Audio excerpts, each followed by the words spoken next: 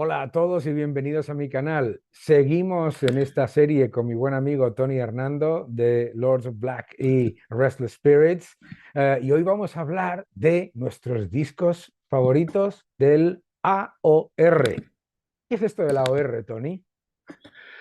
Pues curioso, te iba a preguntar cómo lo entendías tú, porque originalmente se pensaba que era un constructo o un producto realmente de las FM americanas. Sí, Y hay gente que lo llama Adult Oriented Rock o rock orientado a adultos, porque es verdad que la mayoría de los artistas no eran ni jovencitos, la mayoría de músicos eran veteranos, músicos de estudios, ya pasado la treintena muchos de ellos, y no eran polémicos, eran muy buenos músicos, pero que hacían música para para todos los todos. públicos, entre comillas, o rock para todos los públicos, y sonaba bien en las FM, y eran músicos muy buenos, la élite de los músicos de estudio, y, y hacían una fórmula de música que era un poco para todos los públicos y que además tenía mucho que ver con una calidad enorme en la composición o conseguir hooks musicales, estribillos grandiosos y sobre todo la calidad sonora llamaba mucho la atención porque estaba muy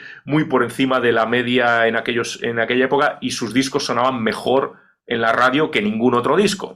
Efectivamente. Así que eso Pues es un poco. sí, ¿cómo defino yo AOR, no? AOR es, efectivamente, se llama Adult Oriented Rock, rock orientado al público adulto, pero eso es un término un poco peyorativo. Pero yo lo defino fundamentalmente como la transición entre el rock clásico de los 70, Led Zeppelin, etcétera, todo lo progresivo, y básicamente es un estilo muy norteamericano, muy específico de Estados Unidos y que es, bebe del rock progresivo, pero sin ser largo y condensado y complejo, ¿eh? Bebe del rock duro, pero sin ser heavy metal y busca que todo el complejo de la música que se hace pues tenga una gran melodía, acceda al máximo nivel de público y además, obviamente, pues tenga un nicho muy específico que es las FMs norteamericanas en aquella época. De hecho, también se decía Album Oriented Rock, ¿no? La verdad. Porque muchos de estos grupos, además de sacar una enorme cantidad de singles, pero como definía un amigo mío, el AOR es el rock que puedes ponerle a tu novia y a tu madre. Es decir, música que le gusta a una amplia cantidad de gente dentro del rock. Pues tenemos nuestros discos favoritos de este estilo tan peculiarmente y tan norteamericano, aunque va a haber alguna sorpresa aquí. Adelante, Tony, empieza tú. Vale, como te digo, como no tengo toda mi colección aquí en el estudio, he estado en el trastero y he encontrado así rápidamente esta mañana unos cuantos, pero los que voy a mencionar que no tengo aquí físicamente, los vas a colocar Las con la portada portadas. más adelante. Entonces, en todo eso que decías, hay gente que incluye dentro de la AOR grupos como Supertramp o Fleetwood Mac o Steely Dan incluso, pero yo me voy a ir más a la parte de hard rock. Como bien dijiste, eso es un estilo que limitaba un poquito con el hard rock en un lado, limitaba un poquito con el pop en otro lado y limitaba un poquito con el sinfónico progresivo en otro lado, como la ELO, exacto, tienes mucha razón. Y gustaba a todo el público porque además tenía muchas power ballads. Eran muy famosos por tener las mejores power ballads para todos los públicos. Así que los primeros originales, el debut de Boston, me parece un gran debut. Vamos, esto va a ser fácil, ¿no? Porque vamos a estar tan compenetrados. Ay, ay. Número uno, Inigualable. Un trabajo de estudio impecable y en su momento fue apoteósico. También cualquiera de los debuts de Reo Speedwagon o Jefferson Starship también los incluiría. Ario Speedwagon, obviamente, esto los tengo en CD, no he podido encontrarlos en el almacén, que los tengo también, pero, ¿verdad? Wow. He aquí lo que es la obra maestra de una Eso. de las obras maestras de la OR, ¿verdad? High Ese es. Infidelity.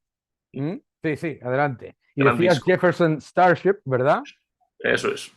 También tenemos aquí para los que Jefferson Starship, que Qué Curioso, discazo. es una gran muestra de lo que es el AOR. ¿Por qué? Porque Jefferson Starship viene de Jefferson Airplane, un grupo de psicodelia de los años 60, hippie, antisistema, no sé qué, y se convierte en esta máquina de éxitos, baladas y canciones de rock más mainstream, efectivamente, y arrasan en los años 70 en Estados Unidos, bastante menos.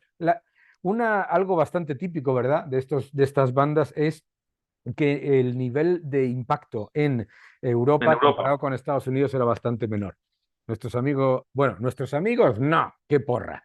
Boston no es un grupo, señores. Boston es un señor, Sí, es un Tom proyecto de Scholz, Tom Scholz. que hacía Sí. en este disco los otros cuatro, menos el cantante, aparecen solamente en una canción, pero bueno, yo creo que esta trilogía, ¿verdad? Sí, esa es la que hay que tener. Esto es una maravilla. El primero vendió 17 millones de copias, el segundo 6 y el tercero otras 8, creo. Es decir, vamos, más de lo que venden más en Estados Unidos que en Sí. todo el resto del mundo y una auténtica maravilla, ¿no? Y esos son los primeros tuyos, ¿no? ¿Mm? Sí, los clásicos iniciales. Y de REO Speedwagon, ¿cuáles son tus favoritos? Decías High Infidelity. Ese, me quedo con ese lo tengo en vinilo, le tengo un cariño increíble. Este disco es una pasada. Este disco Sí, es una creo que es el auténtica disco pasada. definitivo de ellos, sí. Y desde luego lo que muestran es también esa capacidad de hacer baladas y de hacer canciones rock a la vez. Y bueno, es que en el año 81 eran los únicos en la esta. Yo voy a empezar por los que considero la definición más clara de lo que es el AOR y además tampoco muy conocidos en el resto, que son Styx. ¿No? ¿Vale? Styx, grupo de rock progresivo, empieza en los años 70 con música progresiva tipo Genesis, un poco más rock, etcétera, tipo Yes, ¿vale? Y en el segundo álbum encuentran la oportunidad de su vida con una balada, se llama Lady, ¿vale? Y unos años después hacen lo que es la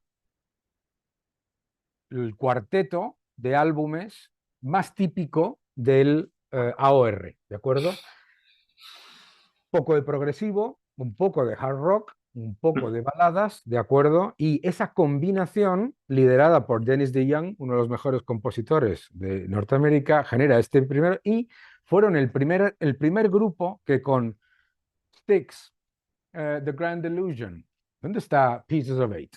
No me fastidies con el pedazo de portada que tiene, no me lo puedo ni creer. ¿Dónde está? Ah, míralo. Esto es. Vale.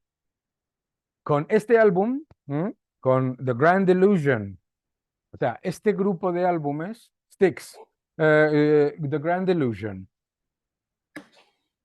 Pieces of Eight, Cornerstone, Paradise Theater, Eso. y Kilroy Was Here, que fue el principio de su final, ¿de acuerdo? Con este grupo de álbumes se convirtieron en la primera banda de Estados Unidos que tuvo 4 álbumes consecutivos que vendieron más de 3 millones de copias cada uno, ¿de acuerdo? Luego se separaron por ese Kilroy Was Here, que es un poco desastre, la verdad. Este álbum en directo, si queréis tener algo de ellos, pero es para mí ¿cómo definir típico AOR, ¿verdad? Es baladas muy poderosas, como contabas tú, de mucho éxito, canciones de rock, digamos, dentro de un rock duro, pero también con muchos tintes sinfónicos y a la vez todo imbuido por una maestría a la hora de componer canciones pop muy espectacular. Y hablabas tú del sonido, la producción. Yo creo que uno de los factores clave en el AOR, en el AOR, es la producción. Es unos discos que sonaban maravillosamente. En aquella época estamos hablando que entre 1975 y 1988, este estilo en Estados Unidos arrasa, arrasa, Claro. arrasa absolutamente. Y estos grupos es que ni salen de Estados Unidos ni necesitan para tener su éxito, ¿no? Continúa, sigue.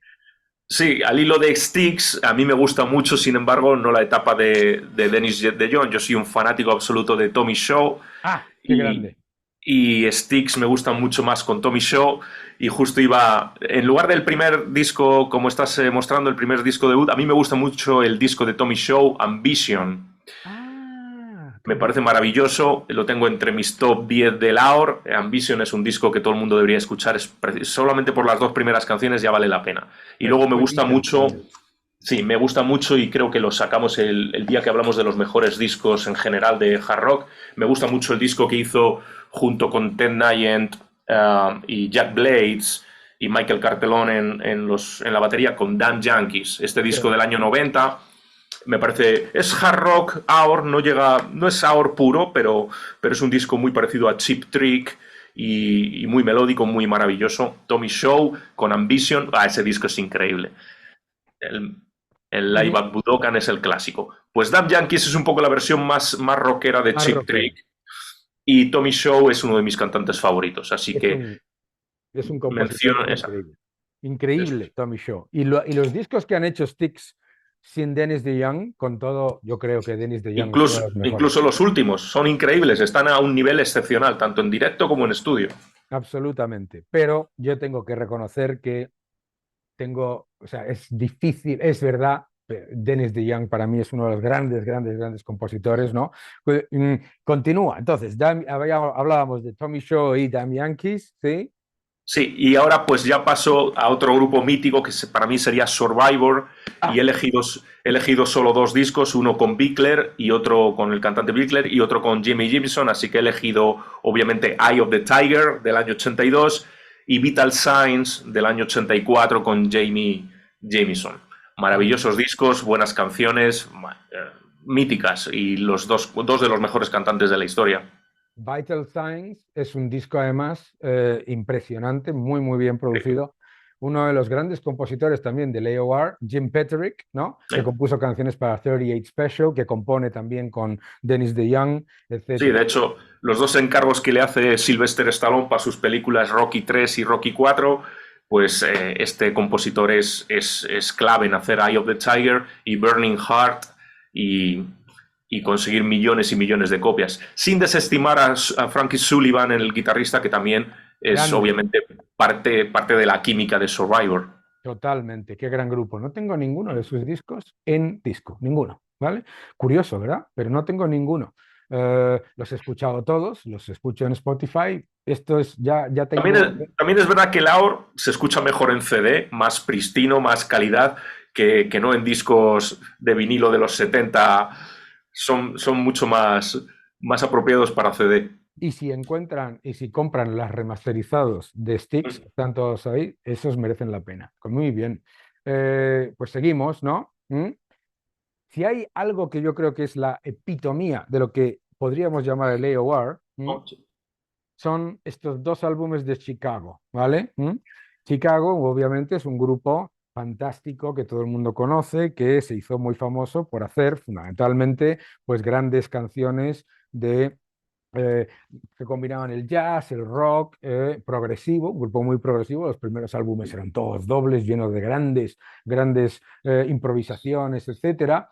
Pero con el declive comercial de finales de los 70, el grupo estaba al borde del final, de acabarse como todo, y los ficha, pierden su contrato con CBS, los ficha Warner, Electra Asylum, y le da el encargo a David Foster, uno de los grandes, grandes productores, y hace estos dos discos que son los que todos ustedes conocen de Chicago, de verdad, desde Hard to Say I'm Sorry hasta You're the Inspiration, todo eso, y lo hablábamos.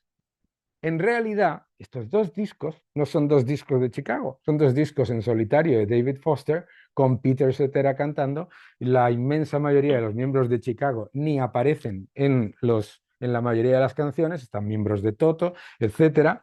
Pero bueno, pero están, ¿no? Pero esto es, yo creo que algo muy, muy, digamos, típico de lo que estábamos hablando, ¿no? Es decir, álbumes hechos con un espectro de públicos muy importante, los dos triple platino, cuatro veces platino, si no me equivoco, y además esas canciones de David Foster con Peter Cetera, espectaculares, espectaculares. Y merece la pena escucharlos esto, merece la pena la discografía de Chicago en general, merece la pena escucharla como por ese cambio tan espectacular de un estilo a otro, pero estos dos álbumes, desde luego, son para mí evidencia de lo que es un álbum de AOR y un crack David Foster. Continúa. Y la carrera en solitario a partir de ahí de Peter Cetera, que me gusta incluso más, porque la Ah, discografía sí. de Chicago es inabarcable, es enorme, toda fantástica, pero me gustaba mucho Peter Cetera en solitario. Es buenísimo, es buenísimo. Es una pena que saliese con tan mal rollo del grupo y que todo eso le haya afectado tanto en su carrera en solitario que no está descontento con el mundo de la música. Cierto. Adelante. Voy Bien. a poner el único disco de esta banda que creo que es Aor, porque siempre fueron más bien progresivo sinfónico, pero Ah, Kansas Power del año 85, con el retorno de Steve Walsh a las voces y con el virtuoso Steve Morse, ese es mi favorito de Kansas, pero lo considero un disco de progresivo. que es que Y lo ese es, también. tienes toda la razón. Sí, sí, Exacto. sí. Pero este es para mí un disco claramente de Aor, muy melódico, maravilloso, tiene canciones súper musicales y un virtuosismo alucinante con Steve Morse y Steve Walsh, que es uno de mis cantantes favoritos, pero es el único disco que considero que es puro Aor ¿Tú has de escuchado Kansas. este? Sí, con Elefante.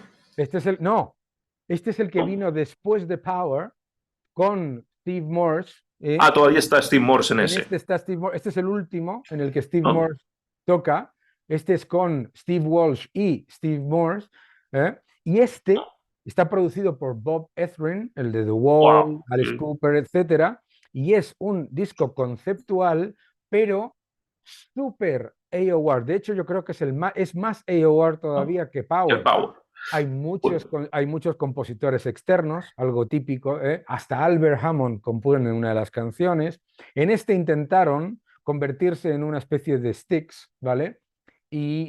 Bueno, pasó sin pena ni gloria, pero el disco está muy bien, aunque yo creo que efectivamente Power es mucho mejor, mucho Pues mejor. ese disco pasó fuera de mi radar completamente, ni lo conocía. Pues mira, si puedes encontrarlo en vinilo es imposible o muy difícil, pero lo tienes los la discografía completa en CD, y yo creo que te va a gustar. Hay una canción que se llama The Preacher que te va a Uh -huh. encantar, que es, vamos, AOR puro. Oye, pues adelante, continúa. Ay, esto es mi favorito. Pero sí es verdad que antes era un grupo de sinfónico, claro, no podemos considerar esta etapa, ¿no? Como otra cosa que un grupo de sinfónico, pues como Yes o como Genesis, El incluso día que hagamos un temático sobre el progresivo, seguro que estos hablamos caen, de caen. esos discos de Kansas. Seguimos. Adelante, otro. Pues ahora ya voy a pasar a los tres pilares para mí del AOR hard rock melódico y voy a empezar por Toto Ah, y me ha sido dificilísimo elegir uno, así que en realidad voy a hablar del debut, del disco Toto del 79, del disco Toto 4 del 82, del Isolation del 84, del Falling in Between del 2006 y el último, Toto 14 del año 2015 en mi compañía Frontiers, que me parece un disco increíble, otra vez con Joseph Williams. Así que he intentado elegir uno con cada cantante. sí. La etapa con Kimball también me parece increíble. Bueno, todos esos discos son alucinantes. Pero, En como tú bien has dicho, bueno, este, justo los que he dicho. ¿verdad? Isolation, Eso es. qué gran disco y cómo pudo esto ser un fracaso comercial de proporciones absolutamente gigantes. Esto fue un desastre, porque pensad una Sí, cosa, este claro, álbum fue venían 8 veces del platino. 4 y el 4 fue insuperable. Ese álbum fue 8 veces platino, Claro, ganó no sé cuántos Grammys y esto no llegó a oro.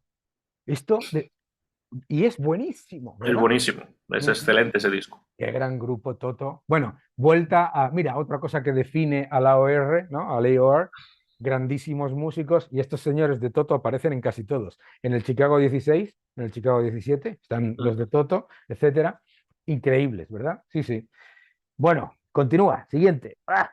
Sí, al hilo de eso que decías, pues mucha gente se quejaba de que era un rock poco transgresivo, que agradaba a grandes públicos y no se metía con el establishment, y que era de Ya, músicos veteranos, que eran músicos de sesión, como dices, que tocaban en todos los discos con los productores más afamados, y a lo mejor esa morriña o ese pique de ser simplemente mercenario o músico de estudio y querer hacer tu propia música, les impulsó a hacer grupos por sí mismos como Toto o tal.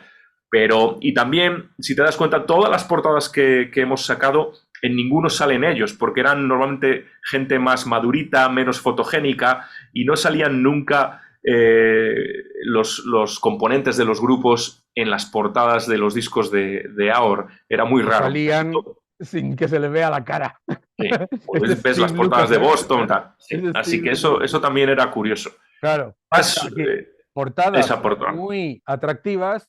Luego Sí. mirabas aquí a los colegas que parecía que venían de una convención de funcionarios de Hacienda, ¿sabes? Con todo el respeto a los funcionarios de Hacienda. O sea, es verdad que no eran muy... Y claro, eso también se llamaba Faceless Bands, ¿verdad? ¿Mm? Sí, es verdad. Ujú. Y bueno, y el siguiente, Pues sí, cuéntame. el otro grupo, antes de llegar a mi favorito, va a ser Foreigner. ¡Ah! ¡Oh, oh, oh, oh, oh! Y Foreigner. obviamente, pues el disco 4 es el más famoso quizá del año 81, aunque todos no tienen desperdicio ninguno. Desde el primero, el debut, es una maravilla. Me gusta mucho el 4, pero por llevar un poco la contraria, voy a sacar un disco que sí tengo por aquí, que es maravilloso, del año 95, que es Mr. Moonlight, donde ya retorna de nuevo Lou Gramm. Quizá Lou Gramm junto con Steve Perry sea mi cantante favorito de todos los tiempos, más allá de Ronnie James Dio en el heavy metal o Freddie Mercury, pero Lou Gramm tiene probablemente la voz que más me alucina, y este disco Mr. Moonlight es fantástico. Y también mencionar el disco de ya reciente con el cantante Kelly Hansen, que se llama Can't Slow Down, del Ajá, anda. 2007 o 2007 o por ahí. Es un disco increíble, súper buenas canciones, una producción maravillosa. ¿Este lo tiene? El disco en solitario de Mick Jones, no. Bueno, lo tienes que tener. Lo tienes que Lo tener. busco. Mick Jones con está Ian Hunter, están todos sus Wow. amigos, porque como sabéis, estos todos venían de grupos, venían todos de grupos muy famosos, ¿no? Mick Jones había estado casi una década componiendo canciones para Johnny Hallyday, y tocando el guitarrista principal de Johnny Hallyday, el Elvis francés. Estaban miembros de King Crimson, estaban miembros de Spooky Tooth, y por eso se llamaba Foreigner, porque eran extranjeros en Inglaterra y en Estados Unidos, porque había algunos. ¿Eh? Eh, Fantástico. Para mí su obra maestra es esta, la obra maestra de Mick Jones como productor, que además produjo el 51-50 de Van Halen y el Stormfront de Billy Joel. Venga, y yo sé cuál es el siguiente. Sí, entonces el grupo que para mí es lo más en ese estilo es Journey. Y obviamente todos, desde la época inicial de los 70, que es muy curiosa, es un grupo pues como de progresivo instrumental, bueno, incalificable realmente, pero fantástico, con Ainsley Dunbar en la batería, Greg Rowley en los teclados cantando, pero es un grupo experimental, y hasta que no llega Steve Perry no se convierten en un grupo comercialmente viable.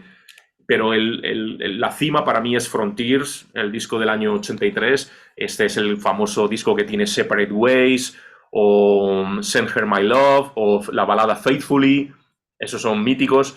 Edge of the Blade, que es mi canción favorita. De hecho, la versionamos Lords of Black en uno de Ah, nuestros sí. bonus track, en uno de los discos. Y si la gente tiene curiosidad por ver cómo hicimos la versión de Edge of the Blade, pues por ahí está en todas las plataformas para poder escuchar. Así que Frontiers por un lado, y un disco que compré justo cuando yo estaba en Estados Unidos y no me esperaba gran cosa, porque ya era el año 97, y este disco me parece Muy bueno. increíble porque yo no esperaba gran cosa, y en el 97 volvieron con Steve Perry, sacaron Trial by Fire, y creo que llegaron a ganar un Grammy incluso, Mm, pero este disco no tiene desperdicio. Todas las canciones son maravillosas y sí, encima con una producción exquisita. sí.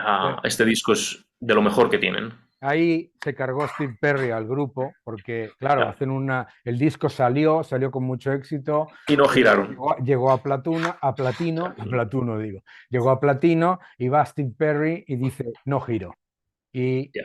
él desapareció. Y bueno, Sí. ahora el grupo, yo les he visto con el nuevo cantante, con Arnel Pineda, que canta A ver. maravillosamente, les he visto estupendamente. Para mí, otro disco que, digamos, encapsula todo lo que estamos hablando del AOR, claramente, aunque yo estoy de acuerdo que Frontiers es mejor, ¿de acuerdo? Pero Escape es, digamos, si quieres hacer una lista de todo lo que tiene que tener un disco de AOR, lo tiene. Empezamos, ¿no? Tiene el himno, Don't Stop Believing, lo conocéis todos. Tiene, por supuesto, baladas, las baladas Who's Crying Now, etcétera. Tiene progresivo, Escape. Tiene todo algo más duro, Dead or Alive, Lay It Down, ¿no? Y la, se juntan tres compositores de canciones pop fantásticas, ¿no? Neil Schon, Steve Perry y aquí entra Jonathan Jonathan Kane. Cain, que venía de los Babies, con John Waite, increíble Jonathan Cain, ¿no? Y luego la producción espectacular de Mike Stone, increíble. Journey y desde luego para mí los más grandes del AOR con mucha diferencia, ¿no? Oye, pues Sí. estamos y yo voy a hacer una mención honorable, que es Asia. Ah, sí, sí. Asia, ¿vale? No son norteamericanos, son todos ingleses, de hecho son miembros de Emerson, Lake and Palmer, ex miembros de Emerson, Lake and Palmer, de Yes y de King Crimson y de los Buggles, y se juntan se juntan por John Kalodner, que es un gran A&R de una compañía discográfica. Esto es lo que se puede llamar un grupo manufacturado, ¿no? ¿Vale? Y hacen este disco fantástico que salvó a la industria discográfica y a Geffen en el año 82, producido por Mike Stone, brutal, brutal, brutal. Y la verdad, si hay luego va en declive, el declive es brutal, ¿no? El declive ya en el segundo, el declive es brutal Sí. y en el tercero ya ni comentarlo, El pero es primero es el mejor. horrible el tercero, con el guitarrista de Crocus, pobre hombre, que no tiene la culpa de nada, pero sí claramente ese ejemplo de todo lo que estamos diciendo. Oye, pues qué maravilla, hemos recorrido y hemos llegado a esos grandes que Journey para mí. Y yo debo decir sobre Journey, que esta combinación desde Evolution e Infinity a Escape. Escape Frontiers y Rayson Radio, estos para mí los pones todos juntos, vamos, es Sí, un grandes éxitos de lo incluso. que debe Sí. ser este, este, este, este estilo. Oye, Sí. Tony, Hubiera incluido probablemente el Rayson Radio está de aquí, Journey. está aquí. Sí, Sí, sí. sí, exacto. Y el disco en solitario Street Talk de Steve Perry, porque me parecen muy similares y me encanta ese estilo. Y ahí voy a hacer alusión y esa cuña que me vas a permitir de mi proyecto de Restless Spirits, que es el proyecto que tengo de AOR en lugar de Lords of Black, que es puramente metal. Pero Restless Spirits es un proyecto de AOR, muy bajo los esquemas de Journey, Bad English, y tengo dos discos que son Restless Spirits y Second to None, y de hecho están participando el batería Dean Castronovo, cantantes como Johnny Gioeli o Chet Kane, Ken Healy. Es puro AOR, hard rock melódico, y creo que a la gente le puede gustar escucharlo. Yo que los he escuchado, os recomiendo a todos que lo escuchéis. Está maravillosamente producido, ya te lo he dicho la otra vez, a mí lo de la producción es muy importante. Está maravillosamente producido y luego tienes ahí a unos colaboradores espectaculares. Está muy, muy, muy bien compuesto. Merece la pena, de verdad. Restless Spirits, si lo veis en YouTube, compráis el disco ayer. Nos hemos dejado algunas menciones honorables, así que, como hemos hablado mi amigo Tony y yo, queremos añadir al menos tres grupos. Importantísimo, Heart. Heart, este grupo que empezó como una banda que llevaba a cabo, bueno, pues un estilo fundamentalmente de rock duro con tintes folk, ¿no? Y cuando la carrera empezó a declinar, se convirtieron en una banda de AOR.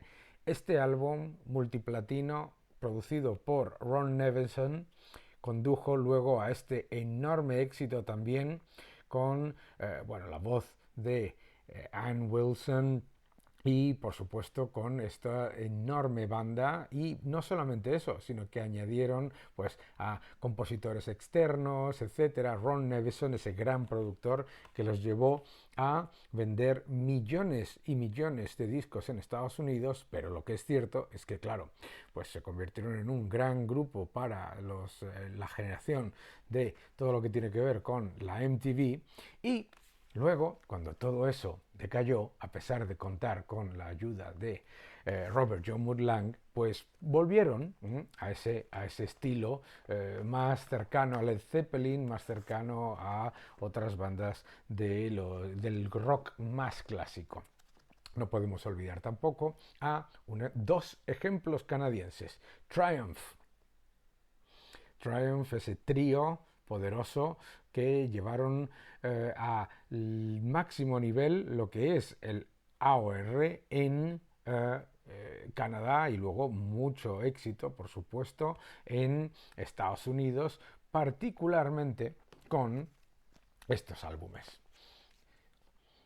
Allied Forces, el fantástico